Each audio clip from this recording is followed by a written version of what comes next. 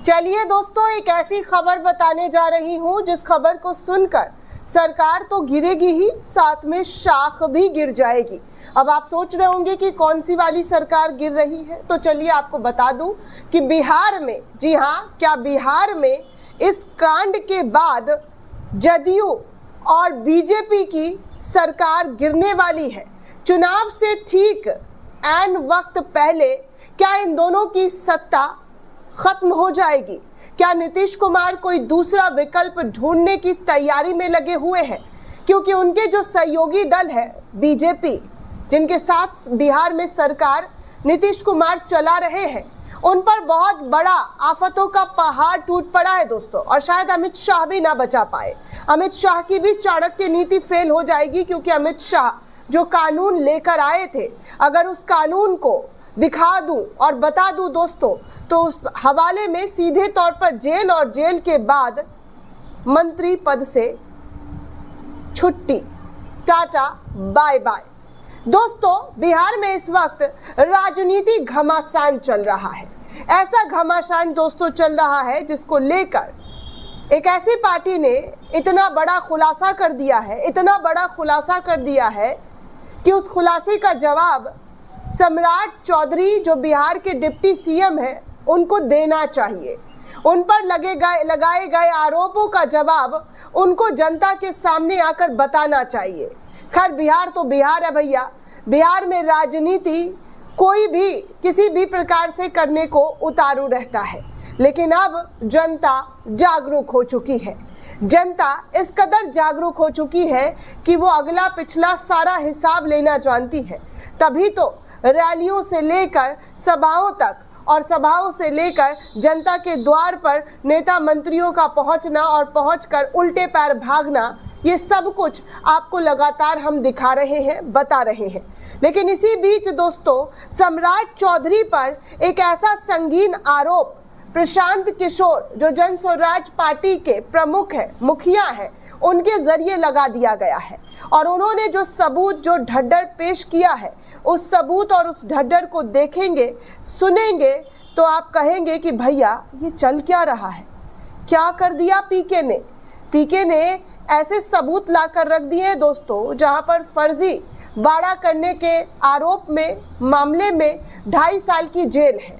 अगर आप गूगल पर जाकर सर्च करेंगे और लिखेंगे कि फर्जीवाड़ा करने पर कितने साल की सज़ा होती है, तो लिखकर आता है कि 2.5 साल की सज़ा फर्जीवाड़ा करने पर होती है। और ऐसा ही एक फर्जीवाड़ा का आरोप बिहार के डिप्टी सीएम सम्राट चौधरी पर लग गया है। और एक नहीं दोस्तों, कई सारे सबूतों के साथ PK4 CM पेज से इसकी जानकारी साझा की है। मैं आपको एक एक करके बताऊंगी। वहीं दूसरी तरफ, जी हाँ, दूसरी तरफ जदयू और बीजेपी में भी घमासान चल रहा है दोस्तों। आपस में नेता लड़ रहे हैं, भिड़ रहे हैं, उस पर भी चर्चा करूंगी। लेकिन बात कुर्सी की है भैया। बाबू भैया, कुर्सी कैसे बचेगी? अगर फर्जीवाड़ा साबित हो जाता है तो कुर्सी खत्म, और चुनाव से पहले सत्ता गई तो आप सोचिए कि बीजेपी ना घर की रही ना घाट की। तो क्या वाकई बिहार में सत्ता गिरने वाली है बीजेपी की? मोदी की जो डबल इंजन वाली, गठजोड़ वाली सरकार बिहार में चल रही है, उसके एक कुर्सी को, जी हाँ, एक कुर्सी पर बहुत ही गंभीर आरोप लगा है, और इन आरोपों का वो जवाब नहीं देते हैं और मामला कोर्ट तक जाता है, तो फर्जीवाड़ा के आरोप में जेल, और जेल के बाद मंत्री पद की कुर्सी भी चली जाएगी। वो सब कुछ एक एक करके बताऊंगी, लेकिन सबसे पहले स्क्रीन पर आप देखिए PK4 CM के जरिए क्या कुछ शेयर किया गया है। लिखा गया है कि सम्राट चौधरी का ये राज आपको हिलाकर रख देगा। जी हाँ, हिलाकर रख देगा। पूरी की पूरी जानकारी साझा कर रहा हूँ। क्या आपकी उम्र कभी अपने बड़े भाई से अधिक हो सकती है? कभी नहीं हो सकती है। लेकिन बिहार तो बिहार है। यहाँ के मौजूदा उप मुख्यमंत्री सम्राट चौधरी की उम्र उनके बड़े भाई से अधिक है। लेकिन विडंबना देखिए कि जी हाँ, इस फर्जीवाड़े के सर्वज्ञात होने के बाद भी ये आदमी उप मुख्यमंत्री पद पर बैठे हुए हैं।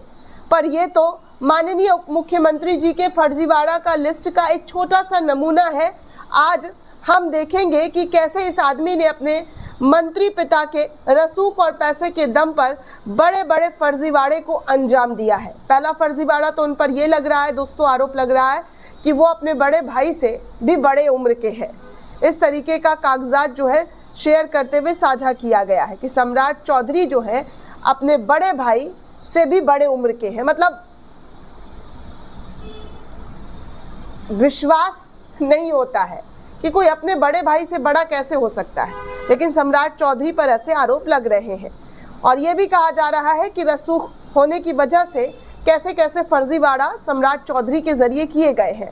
आगे बताया जा रहा है कि और बिहार में बीजेपी का सबसे बड़ा चेहरा इस वक्त जो बने हुए हैं सम्राट चौधरी, उसको लेकर सबसे बड़ा विवाद है कि वो अपनी उम्र का दरअसल नवंबर 1999 में बिहार में तत्कालीन राज्यपाल सूरजभान के जन्म तिथि के विवाद को लेकर सम्राट चौधरी को मंत्री पद से उस वक्त हटा दिया था। राज्यपाल की कार्रवाई के बाद ये मामला जो है सामने आया, उजागर हुआ। उस समय सम्राट चौधरी के पास 3 जन्म तिथियां थी।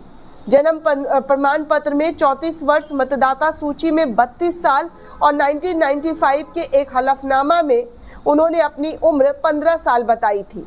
ये मामला यही खत्म नहीं होता है, बल्कि दूसरा बड़ा विवाद उनके नाम को लेकर उनके पास 4, जी हाँ कहा जा रहा है कि उनके पास 4 अलग अलग नाम भी थे। जन्म के समय उनका नाम राकेश कुमार था, जिसे उन्होंने पहले राकेश कुमार मौर्य, फिर सम्राट चंद्र मौर्य और आखिर में सम्राट चौधरी कर लिया। अब सवाल ये उठता है कि कोई सामान्य व्यक्ति अपना नाम और जन्म तिथि इतनी बार क्यों बदलेगा? इसका जवाब है जेल से बचने के लिए। ऐसी ही आरोप जो है PK4 CM के जरिए दोस्तों लगातार जानकारी साझा करते हुए बताया जा रहा है कि सम्राट चौधरी ने हत्या के मामले में 6 महीने जेल में रहने के बाद फांसी या उम्र कैद से बचने के लिए अपने नाम और जन्म तिथि में फेरबदल किया था। साल 1998 में बिहार में कांग्रेस नेता सदानंद सिंह की बैठक के दौरान बम धमाके में उनकी हत्या कर दी गई थी। इस धमाके में घटनास्थल पर जी हाँ 6 लोगों की जान चली गई थी। दरअसल सदानंद सिंह और सम्राट चौधरी के पिता शकुनी चौधरी 7 बार के विधायक और सांसद और लंबे समय तक मंत्री के परिवार के बीच पूर्व से राजनीतिक दुश्मनी थी और सम्राट चौधरी पर आरोप था कि उन्होंने हमलावरों को बम मुहैया करवाया था और इस मामले में सम्राट चौधरी 6 महीना तक जेल में भी रहे थे। यूं तो सम्राट चौधरी हर जगह अभी भी जन्म तिथि 16 नवंबर 1968 बताते हैं, लेकिन ये घटना उस समय उन्होंने खुद को नाबालिग साबित करने के लिए साल 1995 का एक हलफनामा दाखिल किया, जिसमें उनकी उम्र केवल 15 साल बताई गई थी। उस हलफनामे के आधार पर पाया गया कि 1998 में सम्राट चौधरी की उम्र 18 साल थी और इसी आधार पर सम्राट चौधरी का नाम हत्या के केस से हटा दिया गया था। लेकिन बाद में यही झूठ सम्राट चौधरी के गले की हड्डी साबित हुआ। 1998 में आपको बता दूं दोस्तों कि नाम बदलकर खुद को नाबालिग साबित कर चुके सम्राट चौधरी 1999 में राबड़ी देवी की सरकार में RJD, जी हाँ RJD की तरफ से मंत्री बनाए गए, जिसके बाद न्यूनतम उम्र उनकी 25 होनी चाहिए थी। लेकिन सम्राट चौधरी ने अपनी उम्र यहाँ पर बढ़ा ली 1 साल में। जी हाँ 1 साल के अंदर 18 साल से 25 साल के वो हो गए। आखिर 1 साल में किसी की उम्र 7 साल कैसे बढ़ सकती है, ये भी सवाल उठाया गया है। हास्यास्पद तो ये है कि इस हेरफेर में उनकी उम्र उनके बड़े भाई से भी अधिक हो गई है। और तो और उनकी चुनावी हलफनामा को देखें तो उनकी उम्र 2005 में 26 साल की थी और 2010 में 28 साल की है और 2020 में 51 साल की हो गई, यानी कि उनकी उम्र 5 साल में 2 और 10 साल में 23 वर्ष कैसे अधिक बढ़ गई। उम्र और नाम के साथ सम्राट चौधरी ने चुनावी हलफनामों में अपनी डिग्रियों का भी, जी हाँ अपनी डिग्रियां भी फर्जी लगाई है। इस तरीके के भी गंभीर आरोप जो है सम्राट चौधरी पर लगाए जा रहे हैं। कहा जा रहा है कि सम्राट चौधरी ने 2020 के हलफनामे में कैलिफोर्निया यूनिवर्सिटी से डॉक्टर की डिग्री यानी कि DLITT प्राप्त करने का दावा किया है, लेकिन ऐसा कोई विश्वविद्यालय अमेरिका में नहीं है। वैसे भी मंत्री पद पर जाने के बाद सम्राट ने हाई कोर्ट में खुद को बताया है कि वो बिहार बोर्ड की 10वीं की परीक्षा में फेल हो गए थे। तो जो आदमी 10वीं पास नहीं कर सका उसे डीलेट की उपलब्धि कैसे हासिल हुई।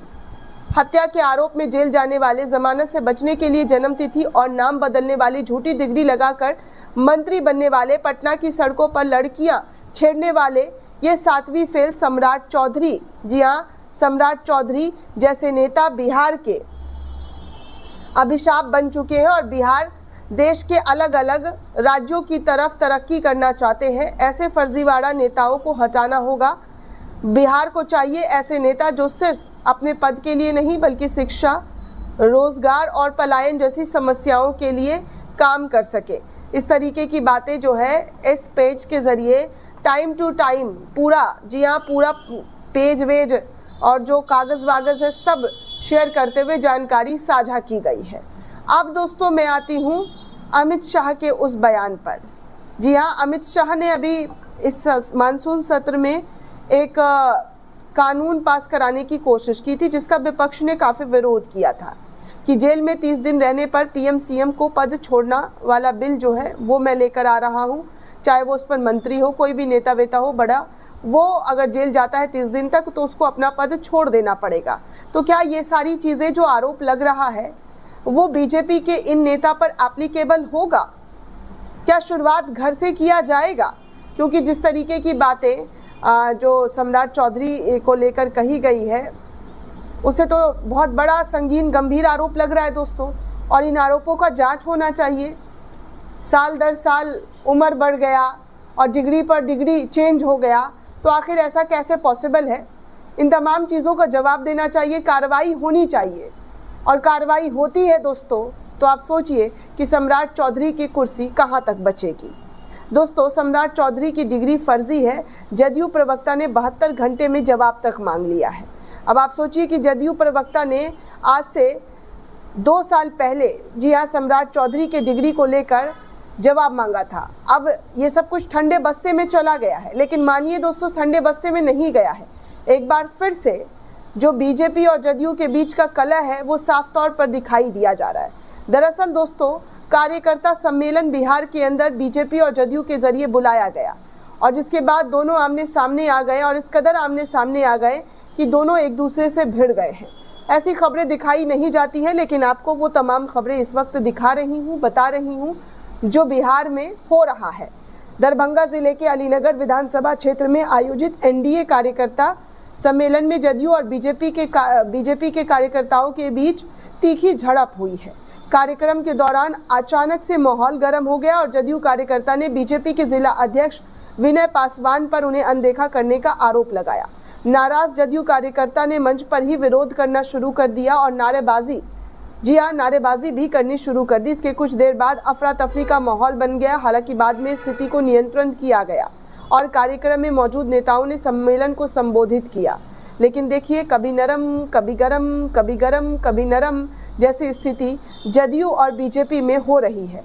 इससे साफ तौर पर लग रहा है कि आने वाला वक्त बीजेपी और जदयू के लिए काफ़ी खतरा, जी हाँ, काफ़ी खतरा और ख़तरनाक साबित हो सकता है, क्योंकि सम्राट चौधरी को लेकर जो खुलासा हुआ है उस खुलासे का जवाब बिहार की जनता तो मांग रही है। लेकिन सम्राट चौधरी उन तमाम आरोपों का जवाब कैसे देते हैं और किस तरीके की कार्रवाई होती है, ये देखना दिलचस्प होगा। दोस्तों, इस पूरे रिपोर्ट को लेकर आप क्या सोचते हैं, आपकी क्या राय, हमें कमेंट करके ज़रूर बताइएगा।